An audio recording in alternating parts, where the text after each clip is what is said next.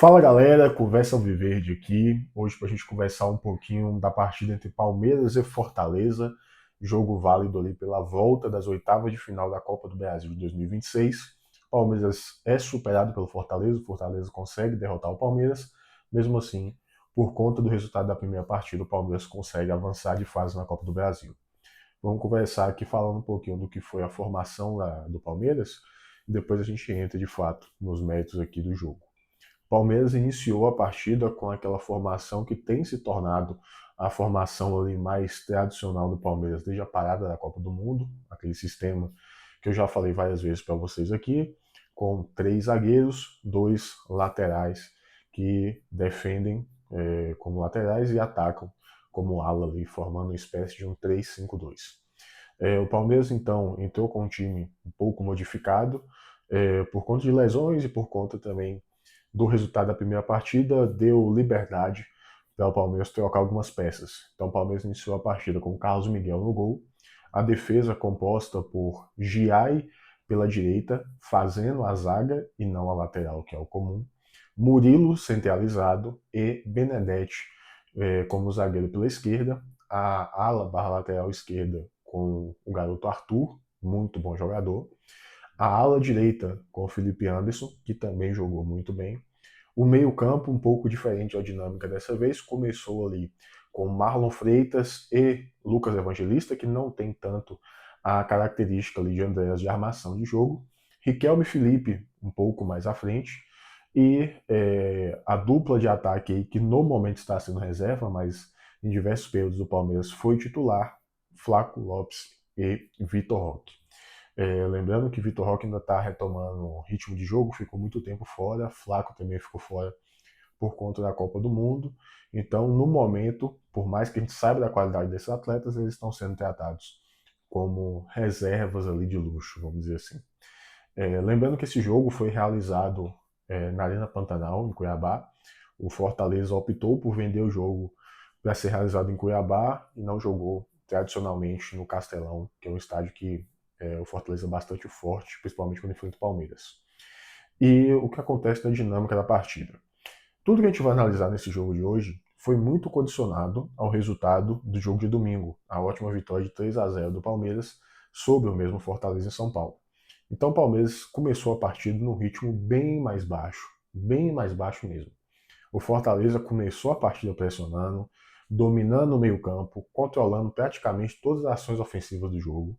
O Palmeiras foi praticamente nulo o primeiro tempo quase todo, não conseguiu criar jogadas, não conseguiu nem mesmo ali um escapado ou outra, aquela troca de passes com movimentação que a gente tem visto nos últimos jogos. O Palmeiras não conseguiu repetir nesse primeiro tempo contra o Fortaleza. Foi um amplo domínio do time cearense que ali por volta dos 35 minutos do primeiro tempo conseguiu uma jogada em que Murilo foi dar um bote no atacante do Fortaleza no meio de campo. Inclusive, vou até abrir um espaço aqui para falar um pouquinho sobre esse sistema. O Palmeiras utiliza muito um sistema que um dos zagueiros sobe para dar combate em um atacante no meio campo. O problema disso gera um espaço, geralmente atrás da linha de defesa do meio de campo, em frente à zaga. Ou seja, fica um quadrado ali, onde não fica sendo ocupado por ninguém. Ou muitas vezes, quando o Palmeiras joga com 2 zagueiros, um dos zagueiros sai para dar o combate, então fica um zagueiro muitas vezes com 2 atacantes. O Palmeiras já cansou de tomar gol assim, e foi justamente o que aconteceu ontem contra o Fortaleza. Murilo sobe para dar o combate, não consegue nem roubar a bola, nem fazer a falta. A bola, o jogador do Fortaleza recebe a bola ali meio que entre linhas e ele tem muito espaço. Inclusive, o natural ali, pelo espaço que ele tem, seria ele avançar um pouco mais para tentar um passe ou tentar chutar numa condição melhor.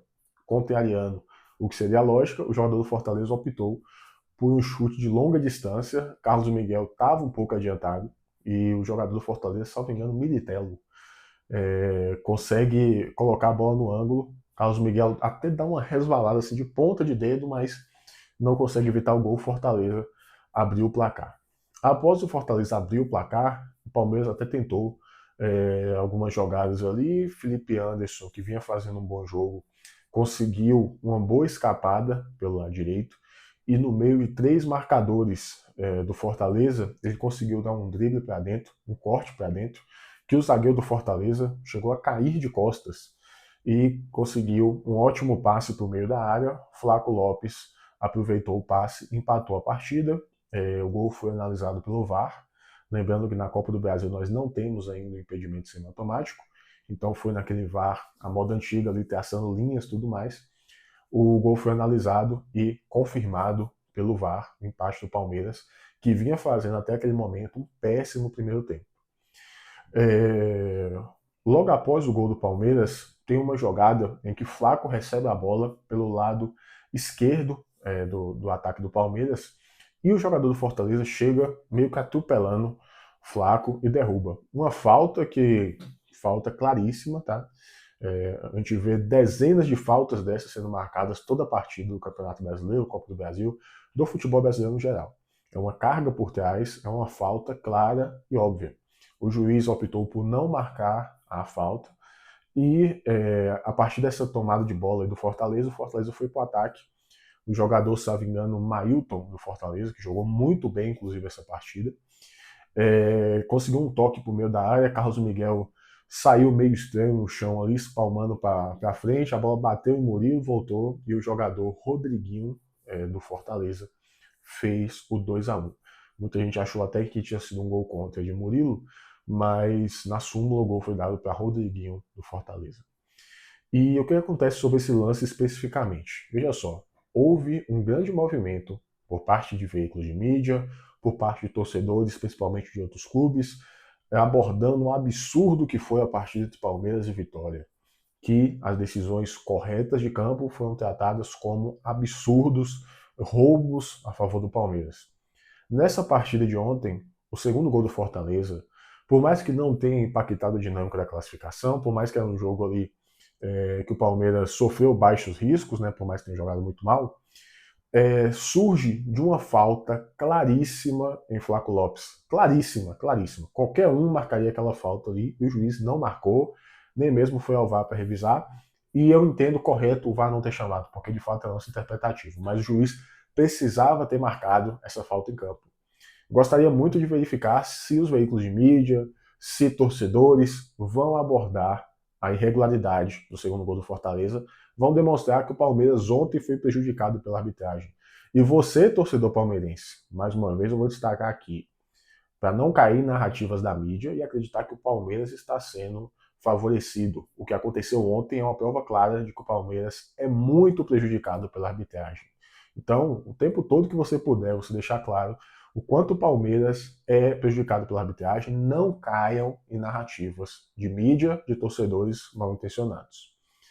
Após o Fortaleza fazer ali o segundo gol, né, o 2-1, por mais que tenha essa irregularidade, o gol foi validado. O primeiro tempo foi encerrado, o primeiro tempo, como eu disse, muito ruim do Palmeiras.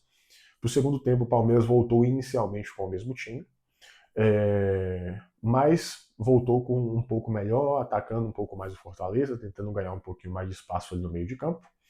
E não demorou para Murilo. Não, antes disso, na verdade, teve as substituições, né? O Palmeiras botou o que seria ali a sua cavalaria. Então entrou Sousa, entrou John Arias e entrou Andreas Pereira na partida. Saíram Riquelme Felipe, Lucas Evangelista e Vitor Roque. Não demorou muito, então o Palmeiras conseguiu chegar ao gol de empate, um cruzamento de Andreas Pereira, Murilo subiu ali e cabeceou, o goleiro João Ricardo não conseguiu defender. A partir da entrada desses jogadores aí que hoje são titulares indiscutíveis do Palmeiras, o Palmeiras melhorou muito, muito mesmo. Começou a dominar a partida, começou a controlar a posse, começou a trocar passes, começou a movimentar bem. Inclusive, vou abrir uma ressalva aqui. O que joga a bola de John Arias é um absurdo. Ninguém consegue tomar a bola de John Arias. Consegue girar muito fácil, consegue ganhar no corpo, volta, retoma a bola, consegue criar passes. É um jogador assim de altíssimo nível mesmo. O Palmeiras controlou muito mais a partida. Obviamente que assim, o Palmeiras não teve em nenhum momento aquele ímpeto de ir lá, ganhar a partida, virar o jogo. Teve uma boa chance ali com o Felipe Anderson, que recebeu um passe de Flaco Lopes, chutou, a bola desviou no zagueiro do Fortaleza e passou rente à trave de João Ricardo, mas o Palmeiras não teve assim, nenhum ímpeto de ir para cima, de pressionar, de abafar o Fortaleza. O Palmeiras estava muito confortável na partida por conta do resultado do primeiro jogo. O 2-2 ali, o Fortaleza precisava de mais 3 gols para levar a partida para os pênaltis. Então, é um cenário ali que dificilmente ia acontecer, por mais que o Fortaleza estivesse muito empenhado. E o Palmeiras ficou ali meio que no ritmo de treino, ali, tocando bola. Aí criava uma jogada aqui e ali, mas nada que chegasse de fato a incomodar o Fortaleza. Imagino que muito também visando o que vai ser o futuro aí desse mês especificamente, é um mês muito apertado para o Palmeiras, muitos compromissos, muitos jogos decisivos e praticamente um jogo em cima do outro, então imagino que até por isso alguns jogadores ali tenham preferido se preservar, né, não jogar no ritmo tão intenso. E no final da partida, o Fortaleza conseguiu chegar já aos 44, 45 do segundo tempo aproximadamente. O Fortaleza conseguiu chegar no que seria o gol da vitória da partida. Uma cobrança de escanteio, o jogador do Fortaleza conseguiu cabecear e deu números finais à partida 3-2 para o Fortaleza.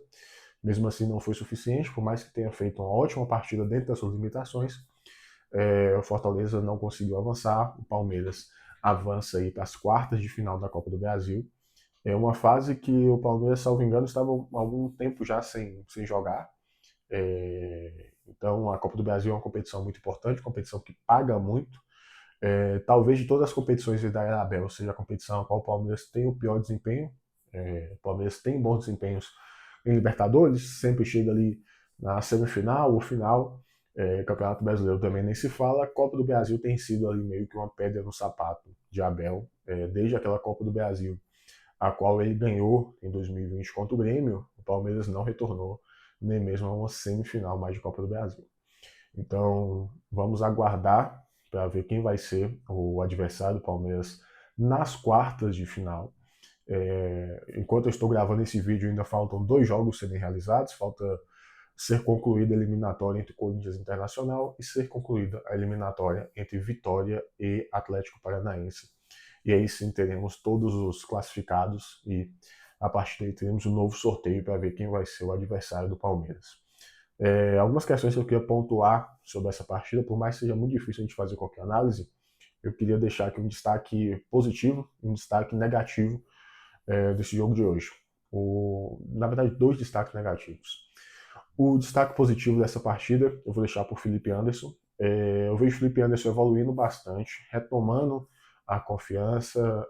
Ontem ele fez uma boa escapada que terminou na finalização de Vitor Roque, fez uma jogada maravilhosa para o gol do Flaco. Contra o Atlético Mineiro ele já entrou bem e fez um gol.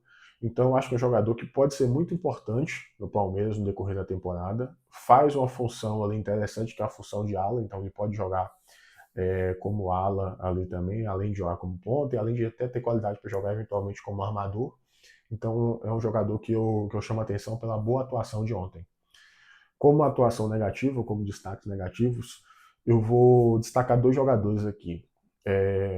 Carlos Miguel não foi bem na partida ontem. O gol de Militelo, ele estava mal posicionado. O segundo gol, ele espalma ali para o meio da área. Poderia ter feito coisa melhor. E o terceiro gol, o gol de cabeça, por mais que seja uma bola difícil, era defensável, não era uma bola indefensável. Então a atuação de Carlos Miguel, mais uma vez, não foi uma boa atuação, assim como não foi contra o Atlético Mineiro, mas é um ótimo goleiro, é um goleiro jovem, com poucos jogos no profissional, que tem muito potencial ainda para evoluir, e a gente espera que ele continue trabalhando e evoluindo. Outro destaque negativo, no meu ponto de vista, nessa partida, é Riquelme Felipe. E assim, é muito jovem ainda, tem muito a evoluir. Espero que evolua muito, que dê muitas alegrias para nós torcedores do Palmeiras, mas um jogador que até hoje, as partidas que ele jogou, nunca assim me chamou muita atenção. A gente percebe, muitas vezes quando o jogador é da base, tem jogadores que chamam a atenção de fato, que jogam bem ali mesmo com poucos minutos. Eu lembro muito de Luiz Guilherme, logo quando surgiu no Palmeiras, jogava muito bem mesmo com poucos minutos. Riquelme Felipe é um jogador que nunca me apresentou assim nada diferente, nada que seja assim chamativo ao ponto de colocar bastante expectativa nele. E a partida de ontem, mais uma vez, foi uma partida muito abaixo dele. Foi praticamente nulo na partida. Espero que evolua, novamente deixando isso bem claro, espero que evolua muito, espero que consiga desempenhar um bom futebol no Palmeiras, espero que evolua a ponto de ter uma boa sequência ali e quem sabe consiga ter espaço como titular para uma eventual futura venda aí. No mais, o Palmeiras enfrenta o Internacional agora no retorno do Campeonato Brasileiro. Nós tivemos 2 datas seguidas aí de Copa do Brasil, agora retornaremos ao Campeonato Brasileiro. Jogo difícil contra o Internacional, a gente sabe que por mais que não esteja em um bom momento, o Internacional é um time grande, é um time complicado, então vamos ver quais vão ser as soluções utilizadas para o Palmeiras para essa partida contra o Internacional. Vocês sabem, após a partida contra o Inter, nós estaremos aqui para analisar tudo que ocorreu no jogo e analisar também os futuros passos do Palmeiras. Se você chegou aqui no vídeo, curta aqui, você me ajuda bastante, compartilha com todos os seus amigos e conhecidos palmeirenses, torcedores do Fortaleza, torcedores de outros times. Você ajuda bastante o meu trabalho. Claro, se inscreve aqui no canal, porque todos os dias aqui nós estamos falando de Palmeiras. Tchau, tchau.